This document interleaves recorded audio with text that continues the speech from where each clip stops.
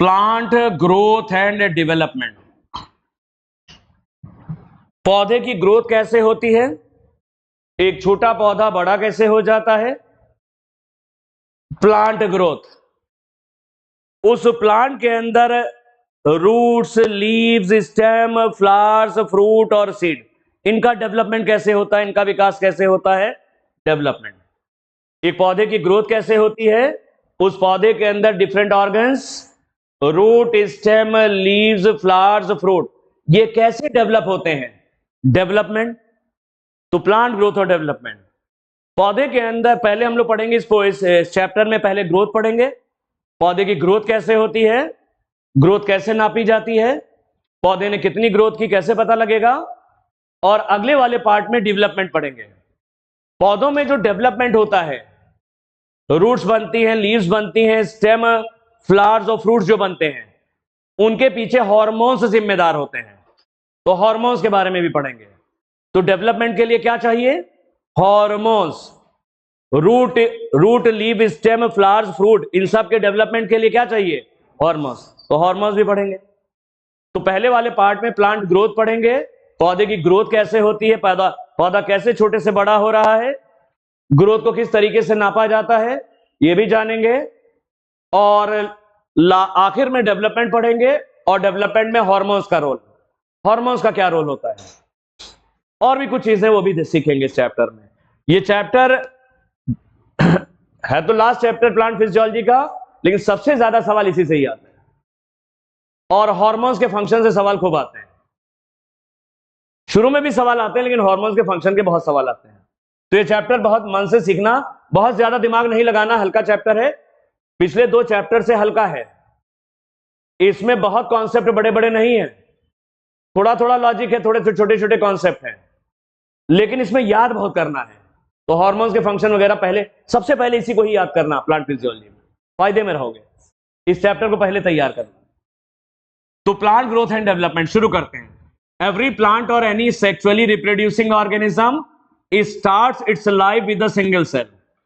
कोई भी पौधा है या कोई सेक्सुअली रिप्रोड्यूसिंग ऑर्गेनिज्म है, जैसे हम लोग हैं, हम लोग अपने बच्चे सेक्सुअल रिप्रोडक्शन से बनाते हैं। तो कोई पौधा या सेक्सुअली रिप्रोड्यूसिंग ऑर्गेनिज्म है, अपने जीवन की शुरुआत एक सेल से करता है, और वो सेल है जाइगोट। तो हम लोग आज अलग अलग सब दिखाई पड़ रहे हैं। जब मां के पेट में थे शुरुआत में, तो एक ही सेल के थे, जाइगोट के रूप में थे। जाइगोट में डिवीजन होते हैं माइटोसिस के द्वारा, और ये डिवीजन बिल्कुल एक्यूरेट होते हैं, और इस जाइगोट से एक शरीर पूरा तैयार हो जाता है, एक इंडिविजुअल तैयार हो जाता है। तो जाइगोट में डिवीजन सही होते हैं, घटनाओं का क्रम भी बहुत ज्यादा पहले से तय है। मॉरूला बनेगा, ब्लास्टूला बनेगा, गैस्ट्रूला बनेगा। तो एम्ब्रियो का डेवलपमेंट ठीक तरीके से होगा, तभी से जो इंडिविजुअल बनेगा वो बिल्कुल सही बनेगा। तो सभी पौधों में और सब सेक्सुअली रिप्रोड्यूसिंग ऑर्गेनिज्म में जीवन की शुरुआत एक सेल से होती है, और वो सेल जाइगोट है। डेवलपमेंट में 2 चीजें देखने को मिलती हैं। डेवलपमेंट में देखो, प्लांट ग्रोथ में ग्रोथ तो पढ़ेंगे ही हम, डेवलपमेंट में भी ग्रोथ होती है। डेवलपमेंट में सिर्फ डिफरेंशिएशन नहीं होता, डेवलपमेंट के दौरान भी ग्रोथ और डिफरेंशिएशन दोनों देखने को मिलता है। पौधा छोटे से बड़ा भी हो रहा है, और नई नई चीजें पौधे के अंदर निकल रही हैं, जड़ें निकल रही, पत्तियां निकल रही, तने निकल रहे, फूल निकल रहे, फल निकल रहे, बीज बन रहे हैं। डिफरेंशिएशन भी हो रहा है। क्या हो रहा है? डिफरेंशिएशन भी हो रहा है। तो डेवलपमेंट के दौरान ग्रोथ भी देखने को मिल रही है, और डिफरेंशिएशन भी होता है।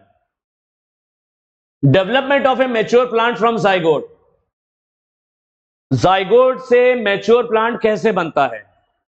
एक जाइगोट से मैच्योर प्लांट बनता है जाइगोट में डिवीजन से। जाइगोट में कौन से डिवीजन होते हैं? माइटोसिस। लेकिन जाइगोट में डिवीजन जो होते हैं वो बहुत ही प्रिसाइज, एकदम सही, कोई गलती नहीं होनी चाहिए। जाइगोट के अंदर जो भी डिवीजन होते हैं वो एकदम प्रिसाइज होते हैं। प्रिसाइज का मतलब 100% करेक्ट, कोई गलती नहीं हो सकती, क्योंकि जरा सी भी गलती हुई तो जो शरीर आगे चल के तैयार होगा वो टेढ़ा मेढ़ा होगा।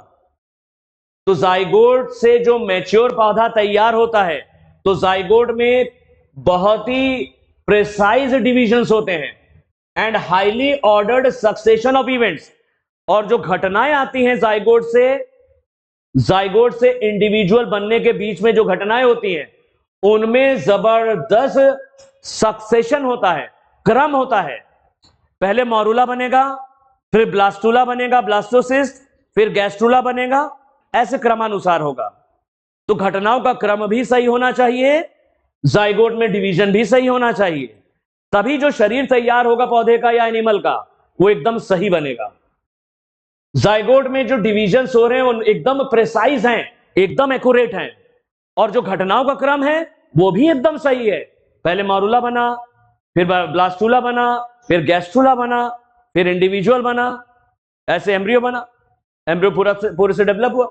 तो जाइगोट में जो भी डिवीजन हो रहे हैं बहुत ही प्रिसाइज है, एकदम एक्यूरेट है, और उनमें जो घटनाओं का क्रम है, ऑर्डर, जो घटनाएं हो रही जाइगोट से बच्चा तैयार हो रहा है या पौधा या इंडिविजुअल, तो उसमें जो घटनाओं का जो क्रम है उसमें जबरदस्त समन्वय होता है, बहुत सही तरीके से होता है, प्रिसाइज, एकदम सही तरीके से। सारे एकदम सही तरीके से क्यों होता है? क्योंकि जेनेटिकली कंट्रोल्ड है। सेल साइकिल में बताया, याद करो, कैरियोकाइनेसिस और साइटोकाइनेसिस कैसे होती है? जीन्स कंट्रोल करते हैं। तो development of A mature plant from zygote follows a precise and highly ordered succession of events. Zygote से जो मैच्योर पौधा तैयार होता है तो जाइगोट में डिवीजन एकदम सही चलते हैं, एक भी गलती नहीं होती। प्रिसाइज, प्रिसीजन कहते हैं, प्रिसीजन का मतलब एकदम सही काम होना, बिना गलती के। Highly ordered succession of event, घटनाओं का क्रम बिल्कुल, घटनाएं क्रम अनुसार आती है, एक निश्चित क्रम से आती है। ग्रोथ पहले पढ़ेंगे, फिर आगे डेवलपमेंट पढ़ेंगे। डेवलपमेंट में मतलब डिफरेंशिएशन, पहले ग्रोथ पढ़ते हैं। Growth can be defined as, growth को कैसे परिभाषित करोगे? An irreversible permanent increase in size of an organ और इट्स पार्ट और even an individual cell. Growth का मतलब क्या होता है? इरिवर्सिबल। ग्रोथ कैसी है? इरिवर्सिबल है। Permanent increase in size of an organ, कोई ऑर्गन हमेशा के लिए बड़ा हो जाता है। एक छोटा सा कद्दू हमेशा के लिए बड़ा कद्दू बन गया, क्या बड़ा वाला फिर से छोटा हो जाता है? इरिवर्सिबल है। कैसी है? इरिवर्सिबल है। परमानेंट इंक्रीज हो जाता है ऑर्गन के साइज में, या किसी पौधे के कोई पार्ट में कोई तना लंबा हो गया, वापस से छोटा थोड़ी ना हो जाएगा। Permanent increase in on its parts और इवन एन इंडिविजुअल सेल, एक सेल छोटी से बड़ी हो गई हमेशा के लिए, वो बड़ी से छोटी वापस थोड़ी ना हो जाएगी। तो ग्रोथ कैसा है? रिवर्सिबल या इरिवर्सिबल है? ग्रोथ एक इरिवर्सिबल है, परमानेंट इंक्रीज है, हमेशा के लिए साइज बढ़ जाता है।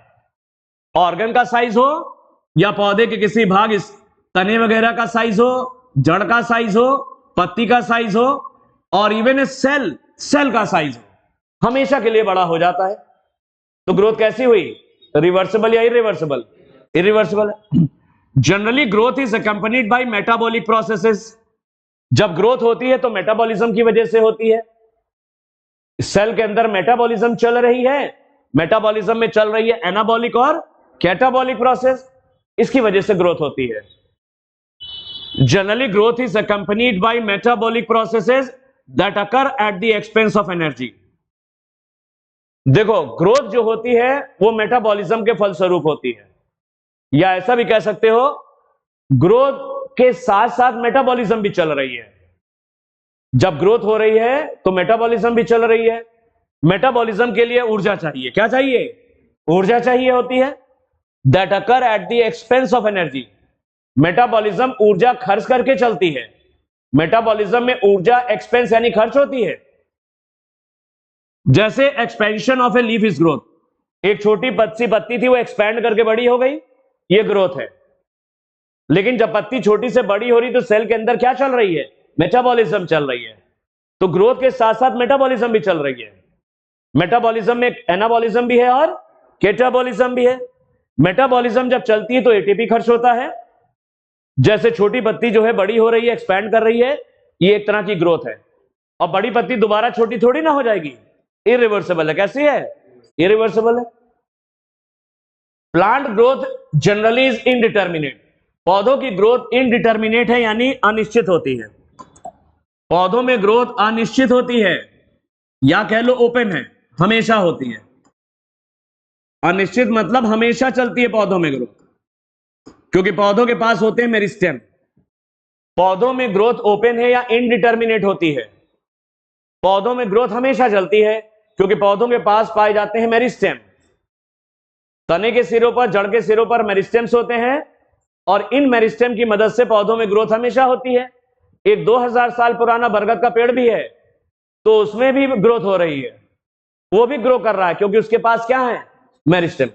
एनिमल्स में ग्रोथ जो होती है डिटर्मिनेट है। हम लोग में कैसी है? हम लोग में ग्रोथ डिटर्मिनेट यानी क्लोज है, बंद।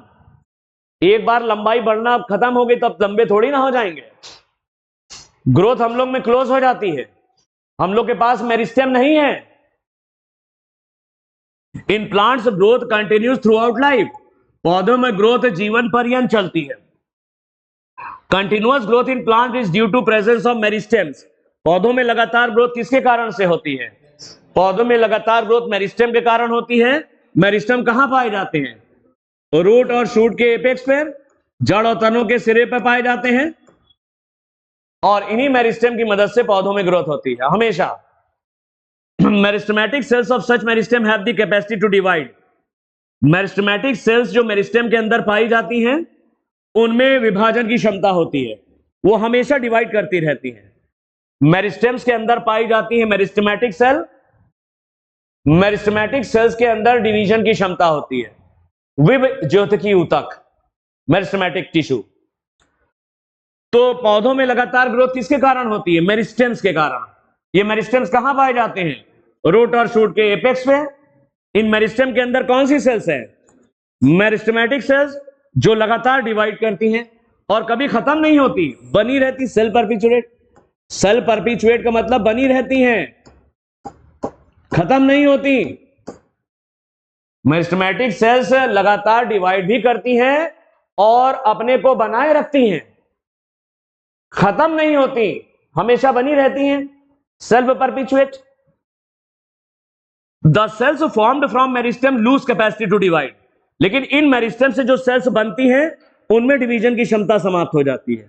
जैसे पेरेन्काइमा, कोलेनकाइमा, स्क्लेरेन्काइमा, इन्हें बोलते हैं परमानेंट टिश्यू। याद आ रहा होगा? मेरिस्टेमेटिक सेल के डिवीजन से, मेरिस्टेमेटिक सेल्स कह रहा 10 के डिवीजन से जो सेल्स बनती हैं, उनमें डिवीजन समाप्त हो जाता है, जैसे पेरेन्काइमा। दो the cells formed from meristem lose capacity to divide. Meristem से जो सेल बनती है, उनमें डिवीजन की क्षमता समाप्त हो जाती है और वो बनाती है परमानेंट टिश्यू, जैसे पेरेन्काइमा, कोलेनकाइमा और sclerenchyma. These cells undergo differentiation. ये पेरेन्काइमा की सेल डिफरेंशिएट हो जाती हैं और विशेष कार्य करने लग जाती हैं, जैसे स्टोरेज। पेरेन्काइमा क्या करता है? स्टोरेज। Collenchyma mechanical support. तो ये सेल्स जो पेरेन्काइमा की हैं, ये बदल जाती, डिफरेंशिएट कर जाती हैं और पूरा पादप शरीर तैयार करती हैं, पूरा प्लांट बॉडी तैयार कर देती हैं, और ये स्पेशलाइज्ड हो जाती हैं, विशेष कार्य करने लग जाती हैं। तो पौधों में हमेशा ग्रोथ किसके कारण होती है? मेरिस्टेम के कारण। मेरिस्टेम कहां पाए जाते हैं? मेरिस्टेम रूट और स्टेम के सिरों पर पाए जाते हैं। मेरिस्टेम के अंदर कौन सी सेल्स हैं? मेरिस्टेमेटिक सेल्स हैं। इनमें लगातार डिवीजन की क्षमता है और ये खत्म भी नहीं होती, अपने को बनाए भी रखती हैं, सेल्फ परपिचुएट करती हैं। लेकिन मेरिस्टेम से जो सेल्स बनती हैं, जैसे पेरेन्काइमा, उनमें डिवीजन समाप्त हो जाता है और ये परमानेंट टिश्यू बनाती है। तो the sales undergo differentiation. Meristem से जो सेल्स बनी, जैसे पेरेन्काइमा, ये बदल जाती हैं, डिफरेंशिएट कर जाती हैं, विशेष कार्य करने लग जाती हैं, जैसे स्टोरेज, और इनसे पूरा शरीर बनता है। तो अगर पौधे के शरीर को काटो, जड़ काटो, उसके अंदर तुम्हें यही मिलेगा, parenchyma, collenchyma, sclerenchyma, xylem, phloem. तना काटो, उसमें भी पेरेन्काइमा, कोलेनकाइमा, स्क्लेरेन्काइमा, ये सब मिल रहा है। तो पौधे का शरीर इन्हीं से ही बना होता है, पेरेन्काइमा, कोलेनकाइमा, स्क्लेरेन्काइमा, ये तो सिंपल परमानेंट टिश्यू है, जाइलम और फ्लोएम कॉम्प्लेक्स परमानेंट टिश्यू है। ये सब बने थे मेरिस्टेमेटिक सेल से। किससे बने हैं? मेरिस्टेमेटिक सेल के डिफरेंशिएशन से। तो मेरिस्टेम से जो सेल्स बनती हैं, उनमें डिवीजन की क्षमता समाप्त हो जाती, जैसे पेरेन्काइमा, कोलेनकाइमा, स्क्लेरेन्काइमा, जाइलम और फ्लोएम। ये सब मेरिस्टेमेटिक सेल से बनते हैं और ये विशेष कार्य करने लग जाते हैं, इनमें डिवीजन की क्षमता समाप्त हो जाती है। और ये डिफरेंशिएट हो जाती हैं सेल्स। मेरिस्टेमेटिक सेल से पेरेंट काइमा की सेल बनी, और पेरेंट काइमा की सेल, पेरेंट काइमा बना, कोलेन काइमा बना, स्क्लेरन काइमा, ये सब बनते हैं मेरिस्टेमेटिक सेल से, और इनसे पूरा पादप शरीर बनता है, जड़ तने पत्ती सब बन जाता है। This form of growth where new cells are always being added to the plant body by the activity of meristem. Meristem की मदद से नई नई कोशिकाएं हमेशा पौधे में जुड़ती जा रही हैं। इस प्रकार की ग्रोथ जिसमें नई नई कोशिकाएं हमेशा मेरिस्टेम के डिवीजन से जुड़ती जा रही हैं पौधे के अंदर, इसको कहते हैं ओपन फॉर्म ऑफ ग्रोथ। हम लोग में ग्रोथ क्लोज्ड है, पौधे में कैसी है? ओपन है, क्योंकि पौधों के पास मेरिस्टेम है, इनडिटर्मिनेट ग्रोथ है, हमेशा होती है। तो इस प्रकार की growth wherein new cells are always being added, जहां नई नई सेल हमेशा ऐड हो रही हैं, प्लांट बॉडी में नई नई सेल से जुड़ती जा रही हैं bye the activity of meristem, meristem की वजह से, इसको हम लोग कहते हैं ओपन फॉर्म ऑफ ग्रोथ। ये ओपन ग्रोथ है। हम लोग में ग्रोथ क्लोज होती है, हम लोग में ग्रोथ एक स्टेज आने पर क्लोज है। जितनी सेल्स बन रही हैं उतनी मरती हैं, जितनी बन रही सेल्स नहीं उतनी मर भी जा रही, तो ग्रोथ कांस्टेंट हो गई। Meristems are responsible for the primary growth of plant. Meristem की वजह से पौधों में प्राइमरी ग्रोथ होती है, यानी पौधे की लंबाई बढ़ती है। लंबाई का बढ़ना प्राइमरी ग्रोथ है और चौड़ाई का बढ़ना सेकेंडरी ग्रोथ है। Meristems are responsible for the primary growth of plant. Meristem पौधों की प्राइमरी ग्रोथ के लिए होते हैं। पौधों की प्राइमरी ग्रोथ किससे होती है?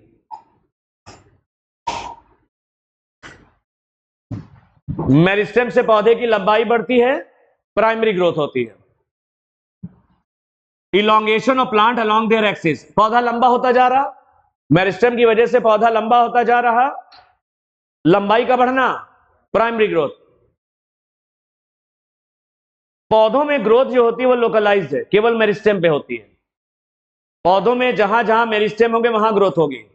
अब तुम जाओ एक पेड़ पे 10 फीट पर एक कील को गाड़ दो, 10 साल बाद आओगे 10 ही फीट पे मिलेगी। एक कील तुमने पेड़ के तने पर गाड़ दिया 10 फीट पे, और 5 साल या 10 साल बाद लौट करके आए तो वो वहीं मिलेगी।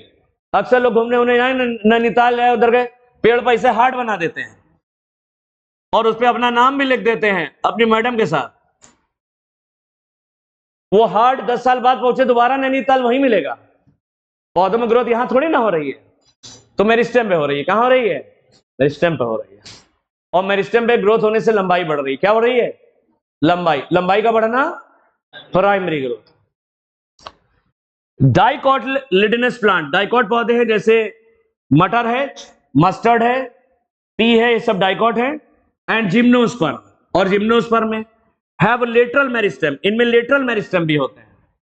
जड़ और तने के सिरे पर एपिकल मेरिस्टेम होते हैं। डाइकोट और जिम्नोस्पर्म के जड़ और तनों पे किनारे पर भी मेरिस्टेम होते हैं, ऊपर के अलावा किनारों पर भी मेरिस्टेम होते हैं। डाइकोट पौधे, डाइकोट और जिम्नोस्पर्म के तनों और जड़ों में किनारों पर जो मेरिस्टेम होते हैं उन्हें लेटरल मेरिस्टेम कहते हैं, जैसे वैस्कुलर कैम्बियम और कोर कैम्बियम। ये लेटरल मेरिस्टेम है that appear later in life. ये शुरू में नहीं होते, जब पौधा थोड़ा बड़ा हो जाता तब आते हैं। ये पौधे के जीवन में बाद में आते हैं, जब पौधा थोड़ा लंबा चौड़ा हो गया है। तो दो तरह के मेरिस्टेम हो गए। एक तो वो मेरिस्टेम जो बिल्कुल सिरे पर होते हैं तनों और जड़ों के, वो एपिकल मेरिस्टेम है, उससे तो लंबाई बढ़ रही है, प्राइमरी ग्रोथ हो रही है।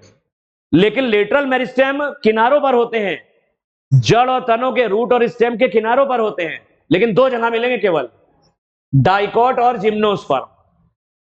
डाइकोट और जिम्नोस्पर्म के रूट और स्टेम में लेटरल मेरिस्टेम भी पाए जाते हैं। ये लेटरल मेरिस्टेम कब बनते हैं? जब पौधा थोड़ा पुराना हो जाता है तब बनते हैं। इससे क्या होता है? जड़ और तने चौड़े होते हैं, जड़ और तने चौड़े होते हैं, यानी सेकेंडरी ग्रोथ होती है, यानी सेकेंडरी ग्रोथ होती है। तो दो तरह के मेरिस्टेम हो गए, एक तो सिरे वाले एपिकल मेरिस्टेम, और डाइकोट और जिम्नोस्पर्म के स्टेम और रूट के अंदर लेटरल मेरिस्टेम होते हैं, जैसे वैस्कुलर कैम्बियम और cork cambium.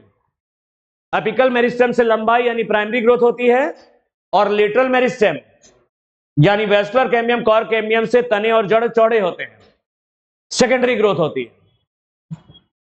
Lateral meristem cause increase in girth of the organs, यानी स्टेम, स्टेम और रूट की गर्थ बढ़ती। गर्थ का मतलब पहले स्टेम को हमने ऐसे पकड़ लिया था, अब इतना चौड़ा हो गया इसको ऐसे पकड़ रहा है, तो ये गर्थ क्या हो रही है, ये गर्थ बढ़ती आ रही है।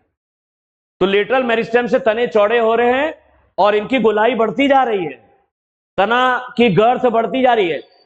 इसमें जो ग्रोथ हो रही है वह सरकमफेरेंस में हो रही है, ऐसे। ये तने पहले इतना चौड़े थे, अब इतने चौड़े हो गए, फिर उतने चौड़े हो गए, यानी गर्थ बढ़ रही है। This is known as secondary growth. इसको क्या कहते हैं? तो ग्रोथ दो तरह की होती है, प्राइमरी ग्रोथ और सेकेंडरी ग्रोथ। प्राइमरी ग्रोथ किसकी वजह से होती है? एपिकल मेरिस्टेम से, जो जड़ और तनों के, जो रूट और स्टेम के सिरों पर होते हैं, एपेक्स पे, इससे लंबाई बढ़ती है, प्राइमरी ग्रोथ। और ये शुरू में होते हैं पौधे में।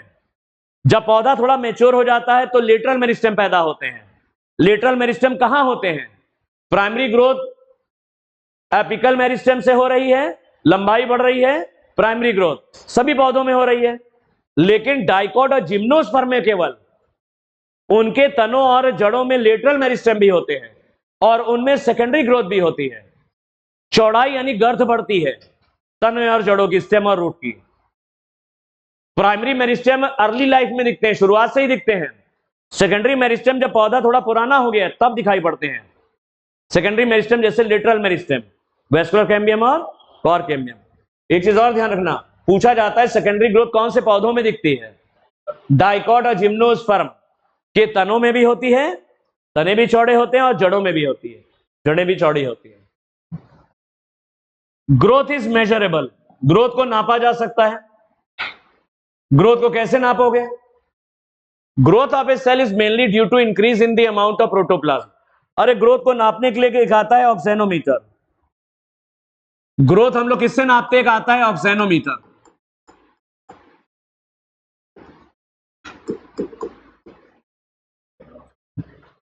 ऑक्सेनोमीटर की मदद से ग्रोथ को नापा जा सकता है। एक इंस्ट्रूमेंट होता है, लैब में होता है, बीएससी की लैब में रहता है ऑक्सेनोमीटर। इससे पौधे की ग्रोथ तुम पता लगा सकते हो कितनी हुई। चलो आगे देखते हैं। Growth of a cell is mainly due to increase in the amount of protoplasm. एक सेल की जो ग्रोथ होती है वो प्रोटोप्लाज्म बढ़ने के कारण होती है। एक सेल की ग्रोथ कैसे होती है? एक सेल की ग्रोथ प्रोटोप्लाज्म बढ़ने के कारण होती है, लेकिन एक सेल के अंदर कितना प्रोटोप्लाज्म बढ़ गया इसको हम कैलकुलेट नहीं कर पाते। इसको कैलकुलेट करना मुश्किल है। तो growth of a cell is mainly due to increase in the amount of protoplasm. एक सेल की ग्रोथ उसके जीव द्रव्य के बढ़ने से होती है, लेकिन एक सेल के अंदर कितना जीव द्रव्य बढ़ गया, प्रोटोप्लाज्म, ये हम कैलकुलेट नहीं कर पाते। तो ग्रोथ को अन्य तरीकों से देखा जाता है। Increase in protoplasm is difficult to measure directly. कितना प्रोटोप्लाज्म बढ़ गया ये हम सीधे नहीं निकाल सकते। एक सेल की ग्रोथ प्रोटोप्लाज्म बढ़ने के कारण होती है, कितना प्रोटोप्लाज्म बढ़ा है ये मुश्किल होता है निकालना। देयरफॉर ग्रोथ इज मेजर्ड, इसलिए ग्रोथ को हम कैसे नापते हैं? ग्रोथ को कैसे हम निकालेंगे? किन किन टर्म्स में? ग्रोथ को हम मेजर करते हैं इंक्रीज इन फ्रेश वेट। अरे पौधे का वजन ले लो, एक गमला लो, इसमें पौधा लगा दिया, पहले गमले का वजन ले लिया था, पौधा लगाने से पहले किसका वजन ले लिया? गमले का वजन कर लिया, फिर पौधा लगा दिया, पौधे के साथ गमले का वजन ले लिया। जब पौधा बड़ा हो गया तो वजन क्या, गमला थोड़ी ना बड़ा हो जाएगा, गमले का वजन तो कांस्टेंट ही रहेगा। तो फिर वजन कर लो, तो ये आ गया growth in terms of fresh weight. वजन ज्यादा हो जाएगा तो ये फ्रेश वेट हो गया। तो ग्रोथ को तुम कितना फ्रेश वेट बढ़ा है इस संदर्भ में निकाल सकते हो। इसको तौल लो, इसको तौल लो, पता लग जाएगी कितनी ग्रोथ हुई है। या ड्राई वेट के टर्म्स में ग्रोथ निकाली जाती है, पौधे को जला करके इसकी राख को तौल लो। तो ग्रोथ जो है फ्रेश वेट, सीधा सीधा पौधा तौल लो, फ्रेश वेट, और राख को तौल लो, ड्राई वेट। ग्रोथ को हम लंबाई के टर्म्स में निकाल सकते हैं, नाप लें भैया पौधा इतना लंबा था 2 फीट का, अब कितने का हो गया, 4 फीट का। तो ग्रोथ हम लंबाई के संदर्भ में निकाल सकते हैं।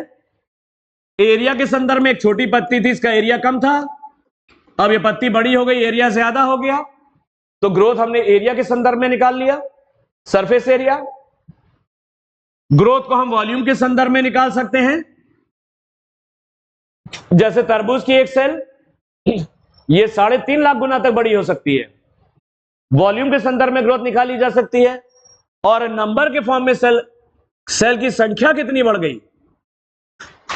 मेज का एक रूट एपिकल मेरिस्टम 1 घंटे में 17,500 कोशिकाएं बनाता है, तो नंबर बढ़ने के संदर्भ में आप ग्रोथ निकाल सकते हो, कितनी कोशिकाएं बढ़ गई। तो फिर से देखो, एक सेल की ग्रोथ कैसे होती है, फिर से सुनो। एक सेल की ग्रोथ जो होती है वो प्रोटोप्लाज्म बढ़ने के कारण होती है। लेकिन एक सेल के अंदर कितना प्रोटोप्लाज्म बढ़ा है, इसको कैलकुलेट करना बहुत मुश्किल होता है, डिफिकल्ट है। तो ग्रोथ अन्य तरीकों से निकाली जाती है। ग्रोथ हम निकाल सकते हैं फ्रेश वेट, पूरा पौधा तौल करके, शुरू में पौधा तौल लिया, फिर बाद में तौल लिया, इसको इसमें से घटा दिया, पता लग गया कितनी ग्रोथ हुई। इसको बोलते हैं फ्रेश वेट। पूरा पौधा तौल के बताना फ्रेश वेट, पौधे का जला करके उसकी राख को तौल लेना, ड्राई वेट के संदर्भ में ग्रोथ निकाल सकते हो। लंबाई, पॉलन ट्यूब छोटी सी थी, लंबी हो गई, पॉलन ट्यूब छोटी सी थी, लंबी, कितना लंबा हुई नाप सकते हो, लंबाई के संदर्भ में ग्रोथ निकाल सकते हो। एक पत्ती थी, एरिया सरफेस एरिया उसका कम था, बड़ी हो गई, सरफेस एरिया बढ़ गया, सरफेस एरिया पत्ती का तुम निकाल सकते हो। तो सरफेस एरिया बढ़ने के संदर्भ में ग्रोथ निकाल सकते हो, वॉल्यूम बढ़ने के संदर्भ में ग्रोथ निकाल सकते हो। एक कद्दू की एक सेल 3.5 लाख गुना बड़ी हो सकती है, वॉल्यूम के संबंध में निकाल सकते हो ग्रोथ। एक तरबूज की सेल, एक इतनी सेल 3.5 लाख गुना तक बड़ी हो सकती है। सेल नंबर के फॉर्म में ग्रोथ निकाल सकते हो। जो मेज है, मक्का यानी भुट्टा, उसकी एक रूट एपिकल मेरिस्टम, उसके एक जड़ का एपिकल मेरिस्टम 1 घंटे में 17,500 सेल बना लेता है। तो यहां पर ग्रोथ कैसे निकाल रहे हो, increase in number of cell number के फॉर्म में। तो growth in root apical meristem देखते हैं कैसे चलती है। रूट एपिकल मेरिस्टम में ग्रोथ कैसे होती है, it is expressed in increase in number of cell. Root apical meristem में हम ग्रोथ कैसे निकालते हैं, increase in number of cell के रूप में। कैसे, one single maize root apical meristem, मक्के यानी भुट्टे का एक एपिकल मेरिस्टम, मक्के या भुट्टे की जड़ का एक apical meristem, one single maize का one root apical meristem can give rise to more than 17,500 new cells per hour. Maize के रूट का सिंगल एपिकल मेरिस्टम, मेज यानी मक्के की जड़ का एक मेरिस्टम, एक सिंगल रूट मेरिस्टम 1 घंटे में 17,500 से ज्यादा, 17,500 से ज्यादा नई सेल बना लेता है। तो यहां पर ग्रोथ कैसे निकाल ले हो, मेज के रूट एपिकल मेरिस्टम में ग्रोथ कैसे निकाल पा रहे हो, नंबर ऑफ सेल्स के रूप में। कितनी सेल्स बढ़ रही है, 1 घंटे में कितनी सेल बना लेता है एक रूट मेज का एक रूट एपिकल मेरिस्टम, एक रूट एपिकल मेरिस्टम मेज का 1 घंटे में 17,500 नई सेल्स बना लेता है। ये तो हो गया नंबर के फॉर्म में हो गया। तो growth in root apical meristem, root apical meristem में ग्रोथ कैसे निकालते हो, न्यू सेल्स पर आवर, नई सेल्स 1 घंटे में कितनी बन रही हैं, यहां पे सेल्स नंबर के फॉर्म में ग्रोथ निकलती है। Growth in terms of increase in cell size और वॉल्यूम, सेल साइज या वॉल्यूम बढ़ने के संदर्भ में ग्रोथ कैसे निकालोगे, कहां निकालते हैं, सेल्स इन ए वाटरमेलन, वाटरमेलन कहते हैं तरबूज, तरबूज की एक कोशिका, वाटरमेलन फ्रूट यानी तरबूज, तरबूज की जो एक कोशिका में increase in size by up to 3,50,000 times. तरबूज की एक कोशिका का जो वॉल्यूम है वो 3.5 लाख गुना तक बढ़ सकता है। तो यहां पर वाटरमेलन फ्रूट की जो सेल्स है इनमें ग्रोथ कैसे निकाल रहे हो, साइज या इंक्रीज इन वॉल्यूम के संदर्भ में निकाल रहे हो। Growth in terms of increase in length, लंबाई बढ़ने के संदर्भ में ग्रोथ कहां निकाल रहे हो, ग्रोथ ऑफ पॉलन ट्यूब, अरे pollen tube grow, pollen germinate किया, पॉलन ट्यूब ग्रो कर रही है और ओव्यूल की तरफ जा रही है, तो कितनी लंबी हो रही है नाप सकते हो।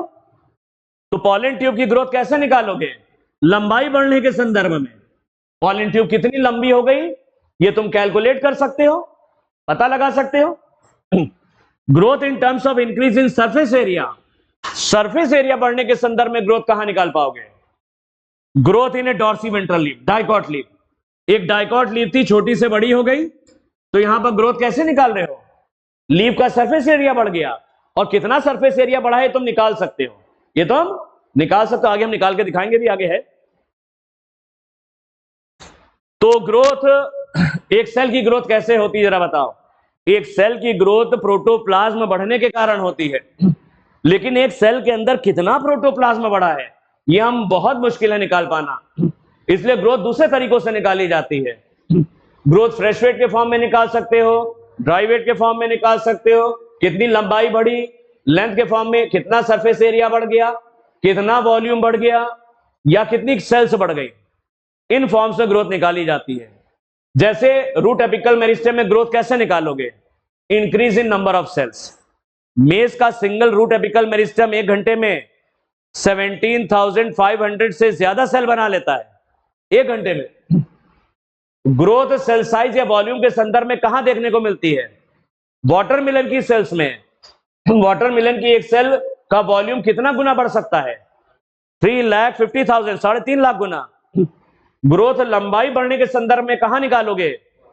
Increase in length, pollen tube की ग्रोथ, पॉलन ट्यूब लंबी होती जा रही है, ओव्यूल की तरफ जा रही है, लंबाई कैलकुलेट कर सकते हो। Growth in terms of increase in surface area, growth surface area बढ़ने के संदर्भ में निकाल सकते हो, कितना सरफेस एरिया बढ़ गया, एक छोटी पत्ती से कितना सरफेस एरिया हो गया, बड़ा हो गई। डाइकॉट पत्तियों में देखते हैं, मोनोकॉट की पत्तियां अलग तरह की होती है, लंबी लंबी होती हैं।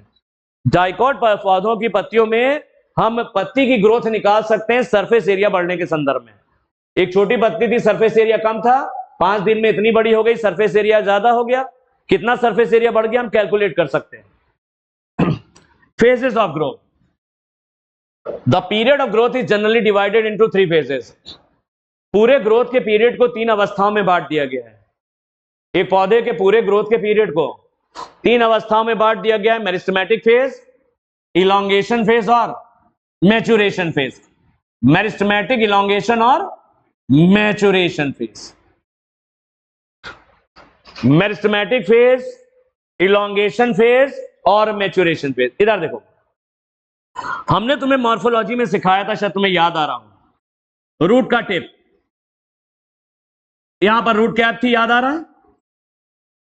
रूट कैप के बाद क्या था? रूट की टिप पर कौन सा रीजन था? अ रीजन ऑफ मेरिस्टेमेटिक एक्टिविटी, यहां पर था reason of meristematic activity.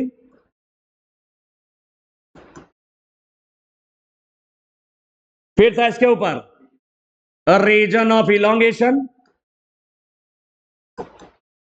Reason of elongation, और फिर इसके बाद अ रीजन ऑफ मैच्योरेशन। ऐसे था कुछ, रूट की टिप पर तुमने ऐसा कुछ देखा था। ये हिस्सा किधर रहता? प्रॉक्सिमल कहलाता है। ये रूट का करीब वाला हिस्सा है, जमीन के करीब है, और ये डिस्टल है। क्या है ये डिस्टल, दूर वाला है, डिस्टल पार्ट है रूट का। रूट का ये प्रॉक्सिमल पार्ट है, करीब वाला, ये दूर वाला डिस्टल है। प्रॉक्सिमल करीब, डिस्टल दूर। रीजन ऑफ मैच्योरेशन में रूट हेयर भी बनने लगते हैं, यानी यहां पे डिफरेंशिएशन चालू हो गया। तो रीजन ऑफ मैच्योरेशन को जोन ऑफ डिफरेंशिएशन भी कहते हैं। नई चीजें बनने लगती हैं, रूट हेयर डिफरेंशिएट होने लगे। चलो पढ़ते हैं पर क्या लिखा है। ग्रोथ के फेज को 3 हिस्से में बांट दिया गया है, मेरिस्टेमेटिक फेज, इलॉन्गेशन फेज और maturation phase. Constant meristematic phase पढ़ते हैं। Constantly dividing cell at the root apex and the shoot apex. Root के सिरे पर, शूट के सिरे पर सेल्स लगातार डिवाइड करती हैं, इसको हम लोग कहते हैं meristematic phase of growth. Meristematic phase of growth कहां देखने को मिलती है? और रूट के एपेक्स पे और शूट के एपेक्स पे। यहां मेरिस्टेमेटिक सेल लगातार डिवाइड करती हैं। The cells in this region are rich in protoplasm. Meristematic cell में ढेर सारा प्रोटोप्लाज्म होता है। पॉजेस लार्ज कॉन्स्पिकुअस न्यूक्लियस, एक बड़े साइज का, कॉन्स्पिकुअस कहते हैं स्पष्ट, स्पष्ट केंद्रक होता है। कॉन्स्पिकुअस न्यूक्लियस है। तो मेरिस्टेमेटिक सेल में ढेर सारा साइटोप्लाज्म है या प्रोटोप्लाज्म है, जीव द्रव्य है, और इनके पास एक बड़ा सा स्पष्ट केंद्रक है, लार्ज कॉन्स्पिकुअस न्यूक्लियस होता है। Cell walls are thin, meristematic cell की दीवारें पतली होती हैं और सेल्यूलोज की बनी है। मेरिस्टेमेटिक सेल्स की दीवारें पतली हैं और सेल्यूलोज की बनी है। अबंडेंट प्लाज्मोडेस्मेटल कनेक्शन, दो मेरिस्टेमेटिक सेल के बीच में ढेर सारे प्लाज्मोडेस्मेटा भी है, ये आ सकता है। मेरिस्टेमेटिक सेल्स के बीच बीच में क्या होते हैं, दो सेल्स के बीच में खूब सारे पाए जाते हैं। अबंडेंट मतलब खूब सारे होते हैं प्लाज्मोडेस्मेटा। दो मेरिस्टेमेटिक सेल्स के बीच में ढेर सारे होते हैं plasmodesmata. The cells proximal, proximal ऊपर जाएंगे तो क्या होगा, ऊपर जा रहे हैं तो इधर जा रहे हैं, इधर रीजन ऑफ मेरिस्टेमेटिक सेल, इधर जा रहे हैं प्रॉक्सिमल, क्या होगा proximal. The cells proximal to the meristematic zone represent the phase of elongation. Meristematic zone के जो प्रॉक्सिमल है, इधर इधर जाएंगे प्रॉक्सिमल, रीजन ऑफ इलॉन्गेशन कह लो या फेज ऑफ इलॉन्गेशन कहते हैं। तो मेरिस्टेमेटिक रीजन के प्रॉक्सिमल, डिस्टल नहीं जा रहे हैं, इधर जा रहे हैं। प्रॉक्सिमल क्या है, रीजन ऑफ इलॉन्गेशन, इसको और क्या कह सकते हो, phase of elongation. The cells proximal to the meristematic zone represent the phase of elongation, इसको फेज ऑफ इलॉन्गेशन कहते हैं। इसकी सेल्स में वैक्यूल बनने लगती है, यहां की सेल्स में वैक्यूलेशन होता है, वैक्यूल बनने लगती है तो सेल्स लंबी और चौड़ी होने लगती है। Cells enlargement and new cell wall deposition, और सेल वॉल में डिपोजिशन भी चालू हो जाता है। अरे सेल वॉल में डिपोजिशन क्या क्या हो सकता है, पैक्टिन, लिग्निन, ये सब जमा होने लगता है। तो मेरिस्टेमेटिक सेल वॉल पतली है और उनमें केवल सेल्यूलोज है। मेरिस्टेमेटिक फेज के ऊपर क्या देखने को मिल रही है, phase of elongation. Meristematic phase के प्रॉक्सिमल, ऊपर जा रहे हैं प्रॉक्सिमल, फेज ऑफ इलॉन्गेशन है। फेज ऑफ इलॉन्गेशन, इसका नाम इलॉन्गेशन क्यों पड़ा, यहां की सेल लंबी और चौड़ी हो जा रही है, क्यों, क्योंकि उनके अंदर वैक्यूल्स बनने लगी हैं। प्लांट सेल के अंदर बड़ी बड़ी वैक्यूल बनती हैं, सेल्स लंबी और चौड़ी होने लगती हैं।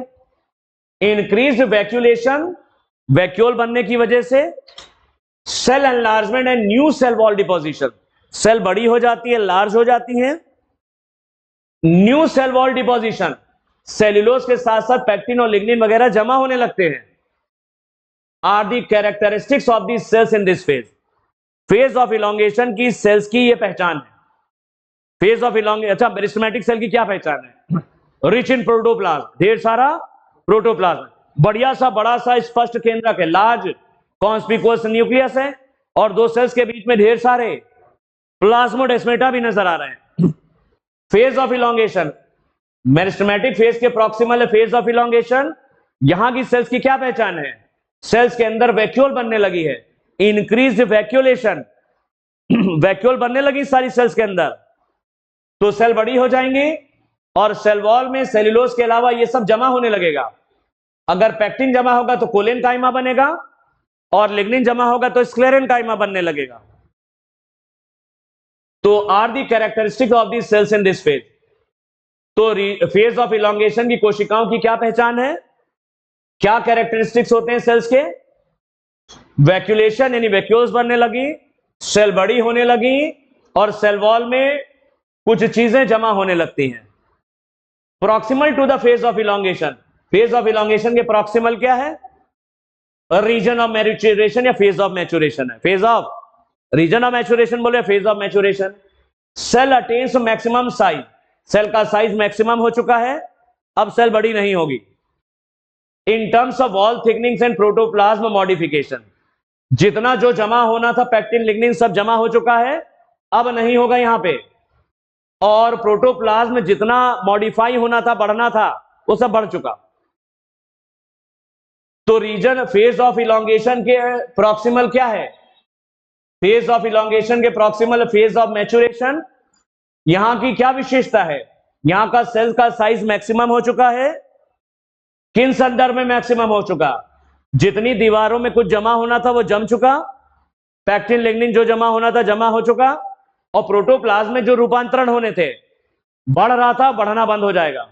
प्रोटोप्लाज्म बढ़ना बंद हो जाएगा, उसमें जो भी चेंजेस है वो सब कंप्लीट हो गए।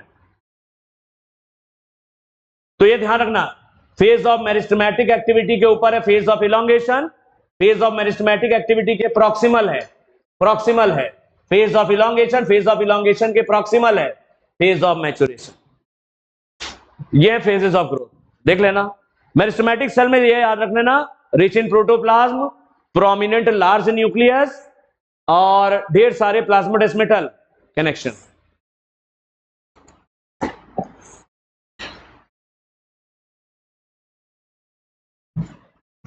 ग्रोथ रेट्स, ग्रोथ रेट क्या होता है?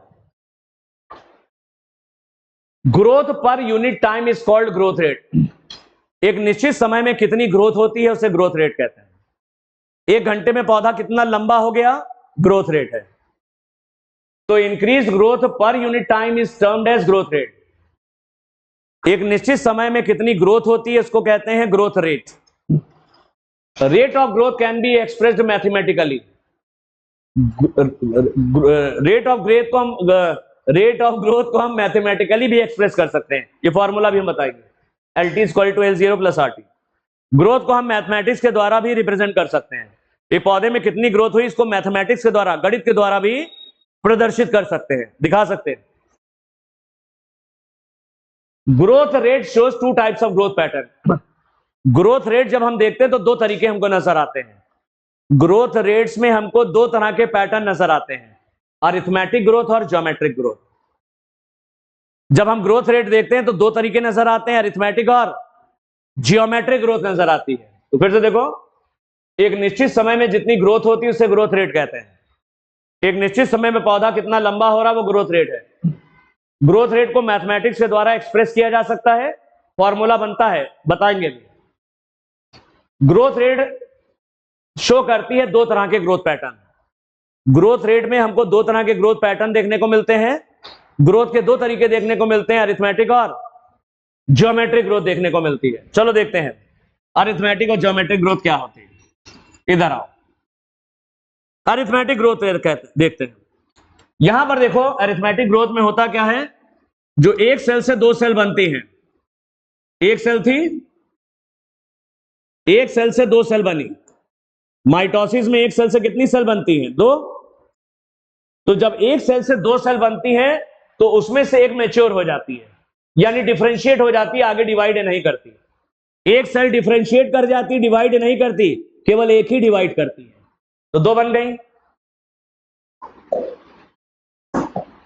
अब ये वाली सेल तो डिवाइड करेगी नहीं, डिफरेंशिएट हो गई, ये वाली डिवाइड करेगी। तो बताओ, अरे ये वाली सेल डिवाइड नहीं करेगी, कौन सी वाली? ये डिफरेंशिएट कर गई है, ये वाली, ये डिवाइड करके 2 सेल बना लेगी, बन गई 2 सेल। तो अरिथमेटिक ग्रोथ में क्या होता है, जब एक सेल से, एक पेरेंट सेल से 2 डॉटर सेल बनती हैं तो उनमें से केवल एक ही डिवाइड करती है, दूसरी डॉटर सेल डिफरेंशिएट होकर मैच्योर हो जाती, वो डिवाइड नहीं करती। अब जरा बताओ, इस सेल से 2 सेल बनी, इनमें से एक डिवाइड कर रही, ये वाली, तो ये वाली सेल तो ये हो गई, इसने डिवाइड करके ये और ये बना दिया, इसने डिवाइड करके ये और ये बनाई, तो कितनी हो गई सेल? अरे यहां देखो, 1 हो गई, ये 2 हो गई, ये कितनी है? 3। अब ये 2 सेल बनी, इनमें से एक ही डिवाइड करेगी। अब ये वाली डिफरेंशिएट कर गई, अब ये डिवाइड करेगी। अब जरा देखो आगे, ये दोनों सेल बनाओ, एक सेल ये हो गई, एक सेल ये वाली दोनों हो गई। अब ये सेल डिवाइड करेगी केवल और 2 बनाएगी, तो कितनी हो गई? 4। तो यहां पर ग्रोथ कैसे हो रही है? 1 2 3 4 5 6 7 8, ये अरिथमेटिक है। इसमें क्या देखने को मिला? माइटोसिस से जब सेल डिवाइड करके 2 डॉटर सेल बनाती है तो उसमें से केवल एक ही डिवाइड करती है, दूसरी सेल डिफरेंशिएट कर जाती, मैच्योर हो जाती, वो डिवाइड नहीं करती। तो ग्रोथ कैसे देखने को मिल रही है? 1 सेल बनी, फिर 2 सेल बनी, फिर 3 सेल बनी, फिर 4 सेल बनी, ये दिख रहा है, इधर बना हुआ, ये अरिथमेटिक। ज्योमेट्रिक में ऐसा नहीं होता। ज्योमेट्रिक में माइटोसिस से जो 2 सेल बनती हैं, एक सेल से कितनी सेल बनी? 2 सेल, और ये दोनों डिवाइड करती हैं। 2 से दोनों डिवाइड करेंगी, 2 से कितनी बनेंगी? अब 4 बनेंगी। सारी सेल्स डिवाइड करेंगे, अब 4 से कितनी बनेंगी? 8 बनेंगी। माइटोसिस के बाद जो दो डॉटर सेल बनती है दोनों ही डिवाइड करती हैं। तो यहां पर ग्रोथ कैसे देखने को मिल रही है? 2, 4, 8, 16, 32 ऐसे देखने को मिल रही है। तो ग्रोथ पैटर्न तुम्हें कितने तरह के नजर आए? दो तरह के, अरिथमेटिक ग्रोथ पैटर्न और ज्योमेट्रिक। अरिथमेटिक ग्रोथ पैटर्न में माइटोसिस से जो दो डॉटर सेल बनी उनमें से केवल एक ही डिवाइड करती है, दूसरी डिफरेंशिएट होकर मैच्योर हो जाती, वो डिवाइड नहीं करती। जबकि ज्योमेट्रिक ग्रोथ में माइटोसिस से जो दो सेल्स बनती हैं वो दोनों ही डिवाइड करती हैं। तो 2 से 4, 4 से 8, 8 से 16 ऐसे चलेगा। यहां 1, 2, 3, 4 चलेगा, यहां 2, 4, 8, 16, 32, 64 ऐसे चलेगा। एम्ब्रियोजेनेसिस के दौरान ये एम्ब्रियो है, ये एम्ब्रियो हो रहा है। देखो नीचे लिखा होगा diagrammatic representation of arithmetic geometric growth and stages during embryo development. Embryo development के दौरान देखो क्या, ये एनसीईआरटी का डायग्राम है। पहले ग्रोथ ज्योमेट्रिक होती है, ये देखो। अरे पहले ग्रोथ कैसी दिख रही है एम्ब्रियो डेवलपमेंट के दौरान? पहले आपको ज्योमेट्रिक दिख रही है और बाद में अरिथमेटिक। तो ये कहीं लिख लो, ये डायग्राम का सवाल उम्दा सवाल है। ड्यूरिंग एम्ब्रियोजेनेसिस, एम्ब्रियोजेनेसिस के दौरान इसी डायग्राम का सवाल है ये। ग्रोथ इज फर्स्ट, ग्रोथ पहले कैसे हो रही है? फर्स्ट जियोमेट्रिक है एंड देन अरिथमेटिक। ग्रोथ पहले कैसी है? ज्योमेट्रिक, और फिर कैसी है? अरिथमेटिक। ये एनसीईआरटी में डायग्राम इसलिए बता दिया, इससे सवाल यही बनता है। एक बार सवाल मैंने गाइड में देखा है, एम्ब्रियोजेनेसिस के दौरान कौन सा ग्रोथ पैटर्न देखने को मिलता है? दोनों, अरिथमेटिक भी और ज्योमेट्रिक भी। लेकिन पहले ज्योमेट्रिक होती है फिर बाद में अरिथमेटिक, दोनों ग्रोथ पैटर्न होते हैं। ये एम्ब्रियोजेनेसिस है, देखो जाइगोट है, जाइगोट से एम्ब्रियो बन रहा है नीचे। तो पहले ग्रोथ कैसी है? ज्योमेट्रिक, बाद में कैसी है? अरिथमेटिक है। ग्रोथ रेट्स तुमने देखे, दो तरह के ग्रोथ पैटर्न देखने को मिल रहे हैं जब हम ग्रोथ रेट की बात करते हैं, अरिथमेटिक ग्रोथ और ज्योमेट्रिक ग्रोथ। अरिथमेटिक देखते हैं। Arithmetic growth, out of 2 daughter cells formed in mitosis. Mitosis में जो दो डॉटर सेल्स बनती हैं, only 1 daughter cell continues to divide, केवल एक ही डिवाइड करती है, while the other differentiate and mature, दूसरी सेल डिफरेंशिएट होकर मैच्योर हो जाती है और डिवाइड नहीं करती। अरिथमेटिक ग्रोथ का एग्जांपल है a root elongating at a constant rate. एक जड़ निश्चित दर से लंबी हो रही है, इलोंगेट मतलब लंबी होना। एक जड़ जो निश्चित दर से इलोंगेट हो रही है, इसमें कौन सी ग्रोथ देखने को मिलेगी? अरिथमेटिक। और ग्राफ आता है लीनियर। ग्राफ कैसा आ रहा है? Linear graph. On plotting the length of the organ, इधर देखो length,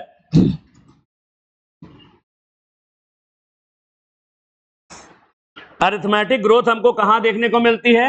root elongating at a constant rate. और ग्राफ कैसा मिलता है? इधर हमने टाइम लिया है, एक्स एक्सिस पर टाइम लिया है, ग्रोथ टाइम, और इधर हाइट ऑफ द प्लांट या लेंथ ऑफ रूट भी लिख सकते हो, पौधे की हाइट या लेंथ ऑफ रूट, जड़ की लंबाई। तने की लंबाई और जड़ की लंबाई एक निश्चित दर से बढ़ती है, वहां पे अरिथमेटिक ग्रोथ देखने को मिलती है। तो अरिथमेटिक ग्रोथ दो जगह देखने को मिल रही है, एक तो जड़ की लंबाई हो रही, root elongating at a constant rate, एक जड़ निश्चित दर से लंबी हो रही है और तने निश्चित दर से ऊंचे हो रहे हैं। ग्राफ में हाइट ऑफ द प्लांट लिखा है और एग्जांपल में लिखा है लेंथ ऑफ द रूट। दोनों याद कर लेना, दोनों में जड़ की लंबाई नीचे हो रही, तने की लंबाई ऊपर बढ़ रही है। जड़ एक निश्चित दर से लंबी हो रही हैं, तने एक निश्चित दर से लंबे हो रहे हैं। कौन सी ग्रोथ देखने को मिल रही है? Arithmetic growth. अरिथमेटिक ग्रोथ में ग्राफ कैसा है? टाइम के अकॉर्डिंग ग्राफ आपको लीनियर मिलता है। एक तरफ आपने टाइम लिया, इधर से रूट की लंबाई ले सकते हो, तने की लंबाई ले सकते हो, दोनों में अरिथमेटिक ग्रोथ देखने को मिलती है। तो root elongating at a constant rate, यहां पे कौन सा ग्रोथ पैटर्न है?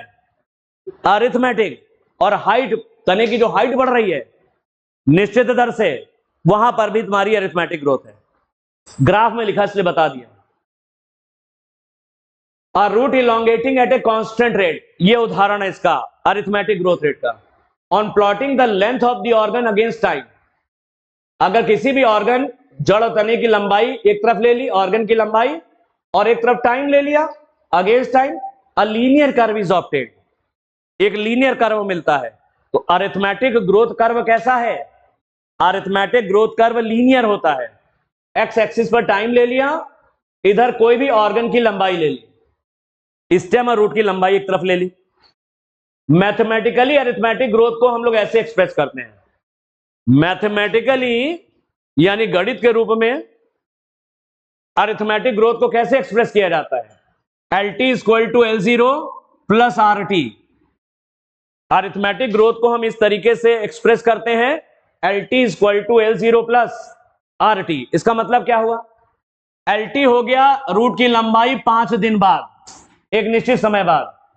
L0 हो गया इस समय कितना लंबी है, रूट या स्टेम की लंबाई इस समय कितनी है L0, 5 दिन बाद। LT हो गया, R हो गया ग्रोथ रेट, R हो गया ग्रोथ रेट, और T हो गया टाइम, T हो गया टाइम। ये फॉर्मूला है। L हो गया length at a time T, LT। LT क्या हो गया? Length at a time T, एक निश्चित समय बाद कितनी लंबाई होगी। L0 हो गया इस समय कितनी लंबाई है, लेंथ है टाइम 0, इस समय कितनी है टाइम 0 पे, 5 दिन बाद कितनी होगी LT। R हो गया ग्रोथ रेट यानी इलोंगेशन पर यूनिट टाइम, एक निश्चित समय में कितनी लंबी हो रही है, हो गया ग्रोथ रेट, और T हो गया टाइम। ज्योमेट्रिक ग्रोथ आते हैं, ज्योमेट्रिक ग्रोथ में दोनों डॉटर सेल माइटोसिस से जो बनती हैं वो दोनों डिवाइड करती हैं। Both daughter cells formed after mitosis continue to divide, दोनों डॉटर सेल जो माइटोसिस के बाद बनती हैं दोनों ही डिवाइड करती हैं। इसमें ग्रोथ कैसे चल रही थी अरिथमेटिक में? 1 2 3 4 कोशिकाओं संख्या ऐसे बढ़ रही थी, पहले 1 सेल आई, फिर 2 सेल आई, फिर 3 सेल आई, 4 सेल, 5 सेल। लेकिन यहां पर कैसा हो रहा है? 2 4 8 16 32, इस तरीके से ग्रोथ चल रही है। ये ज्योमेट्रिक है। एम्ब्रियोजेनेसिस में पहले ज्योमेट्रिक है, बाद में अरिथमेटिक है। ठीक, माइटोसिस के बाद जो 2 डॉटर सेल बनती हैं दोनों ही डिवाइड करती हैं। शुरुआत में ग्रोथ स्लो होती है, लैग फेज। शुरुआत में ग्रोथ स्लो है, जंगल में हिरन अभी कम है, तुमने जंगल में थोड़े से हिरन डाल दिए थे 2 4, तो उनकी जनसंख्या भी तेजी से नहीं बढ़ेगी। ये लैग फेज है। क्या है? लेकिन एकदम से लैग फेज के बाद एकदम से उनकी पॉपुलेशन तेजी से बढ़ती है, इसको लॉग या एक्सपोनेंशियल फेज कहते हैं, लॉग और एक्सपोनेंशियल फेज। फिर जंगल में हिरन के खाने का खाना तो सीमित है, जंगल में खाना सीमित होता है। जैसे हिरन की संख्या कैरिंग कैपेसिटी पे पहुंची, मान लो जंगल में 100 हिरन के खाने का व्यवस्था है, तो जैसे हिरन की संख्या 100 पहुंची तो आपस में खाने के लिए कंपटीशन होने लगेगा, तो उनकी संख्या नहीं बढ़ेगी, स्टेशनरी फेज आ जाएगी। प्लेटियो, प्लेटियो कहते हैं स्ट्रेट हो गया ग्राफ, ग्राफ सीधा हो। तो यहां पर हमें जो कर्व मिल रहा है वो सिग्मॉइड या एस शेप्ड है। तो ज्योमेट्रिकल ग्रोथ पैटर्न हमको जहां ज्योमेट्रिक ग्रोथ जहां होती है वहां पर हमको सिग्मॉइड यानी एस शेप्ड कर्व दिखता है। शुरुआत में ग्रोथ कैसी है? धीमी है, लैग फेज। एकदम से ग्रोथ बहुत तेज हो गई, लॉग या एक्सपोनेंशियल फेज, और फिर ग्रोथ कांस्टेंट हो गई यानी स्टेशनरी फेज। एक सेल में भी ऐसा ही होता है, और जंगल में हिरन की संख्या देखोगे वहां पर भी कुछ ऐसा ही चलता है। जंगल में कोई भी जानवर की संख्या ऐसे ही चलती बढ़ती है। तो both daughter cell formed after mitosis continue to divide, mitosis से जो 2 डॉटर सेल बनती है दोनों ही डिवाइड करती है। तो ग्रोथ कैसे चलती? 2 से 4, 4 से 8, 8 से 16, 16 से 32। इनिशियली ग्रोथ इज स्लो, शुरुआत में ग्रोथ स्लो होती है, lag phase, and increases rapidly thereafter. बाद में ग्रोथ बहुत तेज हो जाती है, इसको एक्सपोनेंशियल या लॉग फेज कहते हैं। हाउएवर लिमिटेड न्यूट्रिएंट सप्लाई, अरे जड़ जमीन में बहुत ही सीमित न्यूट्रिएंट्स होते हैं। अगर पौधे की ग्रोथ देख रहे हो तो शुरुआत में ग्रोथ धीमी चलेगी, लैग फेज, फिर एकदम से ग्रोथ तेज होगी, लॉग और एक्सपोनेंशियल फेज, क्योंकि जमीन के अंदर न्यूट्रिएंट्स कम है, जंगल में हिरन के खाने का भोजन भी कम है। तो ग्रोथ धीमी पड़ जाएगी। However, with limited nutrient supply, the growth slows down. Growth धीमी हो जाती है फिर, leading to a stationary phase, और ग्रोथ कांस्टेंट हो जाती है स्टेशनरी फेज। इसको प्लेटियो कहते हैं, एसिम्प्टोट। ग्राफ सीधा हो गया, प्लेटियो। ये सब आगे सिखाएंगे इकोलॉजी में। When such growth is plotted against time, we get a typical sigmoid या S shaped curve। जब ज्योमेट्रिक ग्रोथ को हम ग्राफ के रूप में एक्सप्रेस करते हैं तो कैसा ग्राफ मिलता है? सिग्मॉइड यानी एस शेप्ड कर्व मिलता है। सिग्मॉइड यानी एस शेप। मान लो कोई पौधा है, उसमें ज्योमेट्रिक ग्रोथ देख रहे हैं हम। किसी पौधे में हम ज्योमेट्रिक ग्रोथ को देख रहे हैं, शुरुआत में ग्रोथ धीमी है, लैग। नन्हा पौधा बहुत शुरू में धीमे से बढ़ता है, लैग फेज, फिर अचानक से बहुत तेजी से बड़ा हो जाता है, लॉग एक्सपोनेंशियल फेज। लेकिन एक बार बड़ा होने के बाद फिर कांस्टेंट भी हो जाता है, क्योंकि जमीन में किसकी कमी है? न्यूट्रिएंट्स उतने नहीं हैं, ग्रोथ कांस्टेंट हो गई, स्टेशनरी फेज। कैसा कर्व मिला? तो ज्योमेट्रिक ग्रोथ में हमको सिग्मॉइड यानी एस शेप्ड कर्व देखने को मिलता है। तो इधर लिया है टाइम, इधर size weight of the organ, इधर कद्दू ले लिया, कद्दू का साइज या कद्दू का वजन ले लिया। शुरुआत में छोटा सा कद्दू है, लैग फेज, एकदम से देखो कितना बड़ा हो गया, लॉग एक्सपोनेंशियल। उसके बाद फिर बड़ा नहीं हो रहा है, स्टेशनरी फेज हो गई। क्या हो गई? Stationary phase. तो कद्दू का साइज या तरबूज का साइज, और उसको टाइम के अगेंस्ट तुम प्लॉट करोगे तो वहां पर तुम्हें ज्योमेट्रिक ग्रोथ देखने को मिल रही है। फलों के साइज में देखने को मिलती है ज्योमेट्रिक ग्रोथ। लौकी में भी दिखती है। लौकी शुरू में थोड़ी धीमे से लंबी, इतनी सी है, एकदम से तेजी से लंबी। ककड़ी देखो, ककड़ी तो लगी रहती है गांव में, जहां पर उसमें जब बड़ी होती है तो आवाजें तक आती है खेतों से। उसमें बहुत तेजी से एक्सपोनेंशियल पे बहुत तेज ग्रो करती है रात से। तो ज्योमेट्रिक ग्रोथ में तुम क्या देखोगे? एक sigmoid curve is a characteristic of living organism. हाँ, यहां पे हमें सिग्मॉइड यानी एस शेप कर्व दिख रहा है। शुरुआत में ग्रोथ धीमी होती है, लैग फेज, एकदम से ग्रोथ बढ़ जाती है, बहुत तेज होती है, लॉग या एक्सपोनेंशियल फेज। चूंकि जमीन के अंदर न्यूट्रिएंट्स उतने नहीं हैं तो कांस्टेंट हो गई।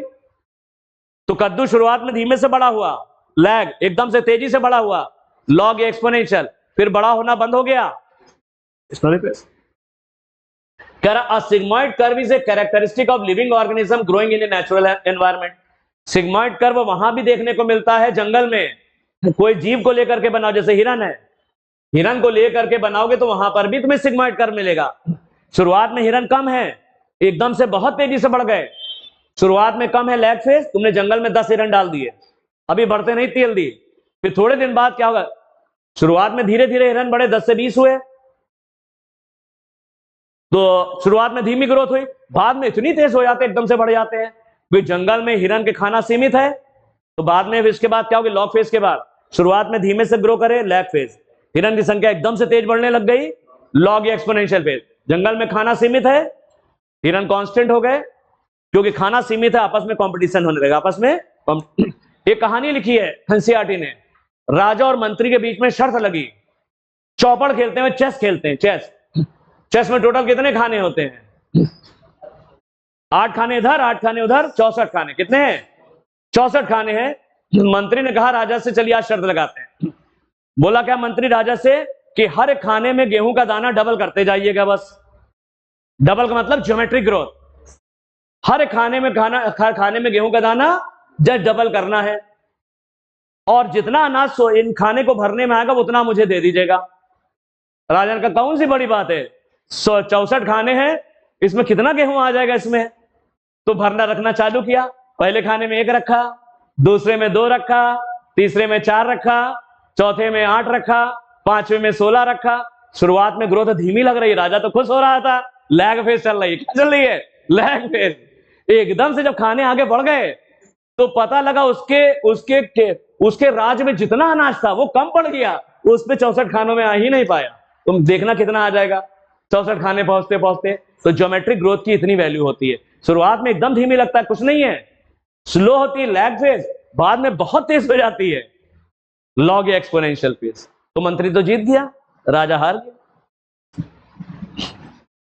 तो what kind of A curve, हाँ ये हो गया। What kind of A curve can you expect in a tree showing seasonal activity. एक पेड़ है जिसमें सीजनल एक्टिविटीज हो रही हैं, कभी पत्तियां लग रही हैं, कभी पत्तियां झड़ रही हैं, कभी फल आ रहे हैं, पतझड़, सावन, बसंत, बहार, पौधों में जो भी चेंजेस नजर आ रहे हैं हर एक सीजन में, वहां पे कौन सा कर्व तुम्हें देखने को मिलेगा? तुम याद कर लेना, ज्योमेट्रिक मिलेगा। कैसे मिलेगा? ज्योमेट्रिक कर्व वहां देखने को मिलता है। The exponential growth mathematically can be expressed as. Geometric growth curve को मैथमेटिक्स में हम कैसे एक्सप्रेस करेंगे? ज्योमेट्रिक ग्रोथ में एक्सपोनेंशियल ग्रोथ होती है, इसको मैथमेटिक्स के द्वारा एक्सप्रेस किया जा सकता है। WT equal to W0 dot, वहां प्लस था, LT equal to L0 plus RT था, यहां प्लस नहीं है, यहां डॉट का मतलब मल्टीप्लाई है। WT equal to W0 dot ERT। WT हो गया फाइनल साइज। फाइनल साइज क्या क्या हो सकता है? उधर वाले में तो याद रखना लंबाई है, जड़ एक निश्चित लंबाई से बढ़ रही है और तने एक निश्चित लंबाई से बढ़ रहे हैं, वहां अरिथमेटिक ग्रोथ है। Root elongating at a constant rate, linear graph है। कैसा है? लीनियर ग्राफ है। ज्योमेट्रिक ग्रोथ कहां देखने को मिलेगी? फलों में। जैसे कद्दू का वजन है, लौकी की हाइट है, शुरुआत में धीमे बढ़ते हैं, बाद में तेज बढ़ने लग जाते हैं, नंबर भी हो सकता है। तो तुम वजन के हिसाब से सीखो। कद्दू का वजन अभी कितना है? W0। 5 दिन बाद, एक निश्चित समय बाद कितना होगा? WT। एक निश्चित समय बाद कितना होगा? WT। लौकी की हाइट अभी कितनी है? W0। 5 दिन बाद कितनी होगी? WT। E होता है base of natural log. WT हो गया फाइनल साइज या वेट को, साइज का मतलब वेट भी हो सकता, हाइट भी हो सकती। W0 हो गया initial size at the beginning of period. शुरुआत में कद्दू का क्या साइज था? 5 दिन बाद फाइनल साइज क्या हो गया कद्दू का? WT। अभी कितना साइज है? Initial W0। E क्या है? Base of natural log. E है बेस ऑफ नेचुरल लॉग, याद कर लेना, ये आता है। और R यहां पे केवल ग्रोथ रेट नहीं है, ये रिलेटिव ग्रोथ रेट है। ऊपर R में क्या था? ग्रोथ रेट था। दोनों में अंतर क्या समझो? ग्रोथ रेट और रिलेटिव ग्रोथ रेट में क्या अंतर होता है, इसको हम समझाते हैं। ये वाला फॉर्मूला याद कर लेना, WT equal to W0 dot ERT। बहुत गहराई में मत जाना। WT हो गया फाइनल साइज, ये वेट भी हो सकता है, कद्दू का वेट, तरबूज का वेट, लौकी की हाइट, ककड़ी की हाइट, वेट और हाइट। तो WT हो गया फाइनल साइज, W0 हो गया अभी कद्दू का साइज कितना है? WT मतलब कुछ दिन बाद कद्दू का साइज कितना होगा? अभी W0 है, अभी कद्दू का साइज कितना है? W0। E हो गया बेस ऑफ नेचुरल लॉग, और यहां पर T हो गया टाइम, R हो गया रिलेटिव ग्रोथ रेट। ये ग्रोथ रेट नहीं है, रिलेटिव ग्रोथ रेट है। अब इधर देखो, ऊपर वाले में क्या था? ऊपर वाले में R था ग्रोथ रेट, R था ग्रोथ रेट लिखा है, लेकिन नीचे वाले फॉर्मूले में R की वैल्यू मतलब अलग है, वो है relative growth rate. Relative growth rate इधर देखो, एक पत्ती थी, एक पत्ती है जो 5 सेंटीमीटर स्क्वायर के एरिया की थी। एक पत्ती का एरिया कितना था? 5 सेंटीमीटर स्क्वायर। 5 दिन में वो 10 सेंटीमीटर स्क्वायर की हो गई। 5 दिन में कितनी बड़ी हो गई? 10 सेंटीमीटर स्क्वायर की हो गई। तो एक दिन में कितना बढ़ी? तो 5 दिन में कितना बढ़ी? इतने। एक पत्ती 5 सेंटीमीटर स्क्वायर की थी, 5 दिन में 10 सेंटीमीटर स्क्वायर की हो गई, तो 5 दिन में कितनी हो गई? 10 सेंटीमीटर स्क्वायर।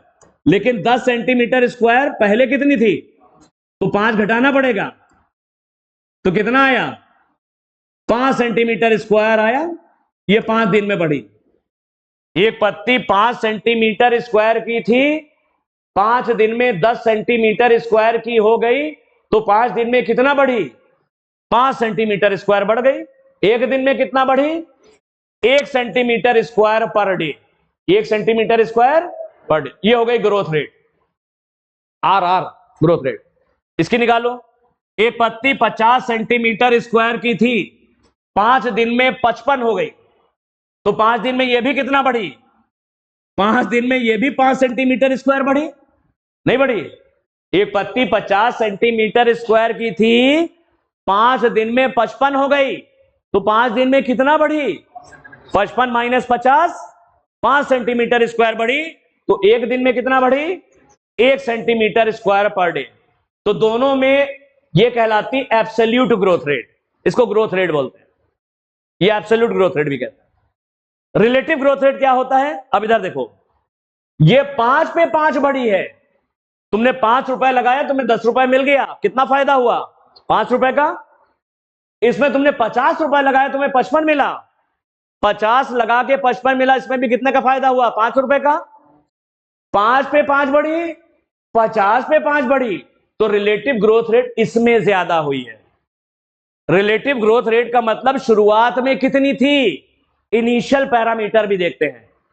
शुरुआत में ये पत्ती 5 पे 5 बढ़ी है, ये 50 पे 5 बढ़ी है, तो किसका फायदा ज्यादा है, ए का या बी का? ए में ज्यादा रिलेटिव ग्रोथ रेट है। इस पत्ती की तुलना में इसमें growth rate, relative growth rate ज्यादा है। ये 5 पे 5 बढ़ी और ये 50 पे 5 बढ़ी है।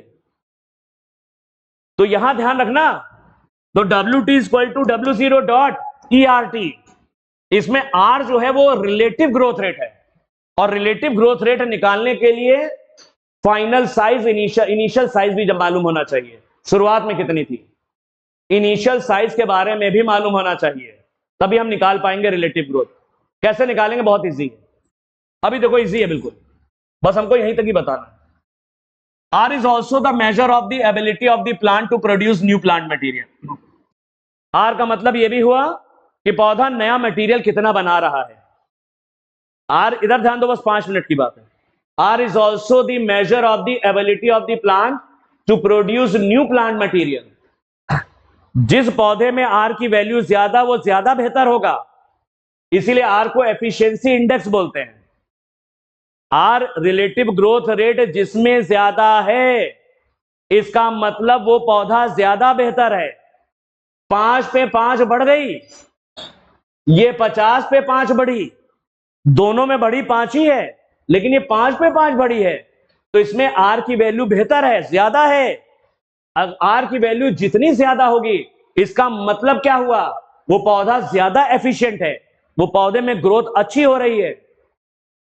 R is also the measure of ability of the plant to produce new plant material। R पौधे की वो क्षमता है, नया मटेरियल बनाने की क्षमता है। कोई पौधा कितनी जल्दी नया मटेरियल बना के ग्रोथ कर रहा है, ये R है। तो R से तय होता वो पौधा कितना एफिशिएंट है। तो अगर R की वैल्यू ज्यादा है तो वो पौधा बेहतर है, उसमें ग्रोथ अच्छी चल रही है, उसमें रिलेटिव ग्रोथ अच्छी है। तो growth in living organism can be compared by 2 methods. Living organism में ग्रोथ की तुलना 2 तरीके से की जाती है, एब्सोल्यूट ग्रोथ रेट और रिलेटिव ग्रोथ रेट। अब हम लोग तुलना करेंगे 2 तरह की ग्रोथ रेट की। एब्सोल्यूट ग्रोथ रेट की तुलना करेंगे रिलेटिव ग्रोथ रेट से।